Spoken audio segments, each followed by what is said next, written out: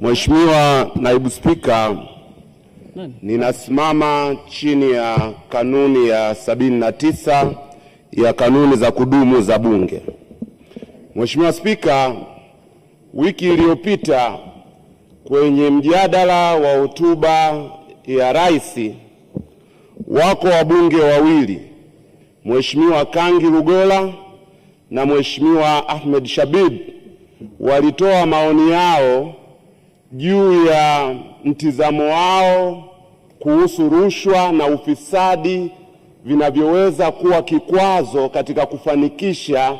maono ya Mheshimiwa Rais katika hotuba yake. Mheshimiwa Spika, walipendekeza pia umuhimu wa uhuru wa vyombo vya dola pamoja na kuongeza uwajibikaji wa vyombo hivyo ili maono hayo yaweze kutekelezwa. Mheshimiwa Spika, baada ya kauli hizo tumesoma kwenye vyombo vya habari ikiwemo gazeti la Mwananchi la tarehe 31 mwezi Januari na vyombo vingine mbalimbali vya habari vikiripoti kwamba wabunge hao wameitwa TAKUKURU, na gazeti la Mwananchi linamnukuu mkurugenzi mkuu wa TAKUKURU kwamba lugha aliyoitumia ni kwamba atawafuata kwa ajili ya kupata taarifa. Mheshimiwa Spika, hatua hii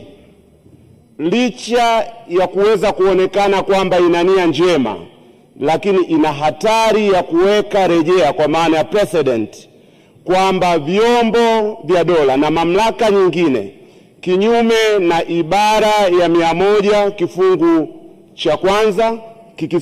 ikisomwa sambamba na kifungu cha 3 cha sheria ya kinga, madaraka na haki za bunge, ambavyo hivi vyote kwa pamoja vinawapa wabunge uhuru wa kujadili na vinazuia mamlaka nyingine zozote zile kuhoji yanayotendeka ndani ya bunge hili.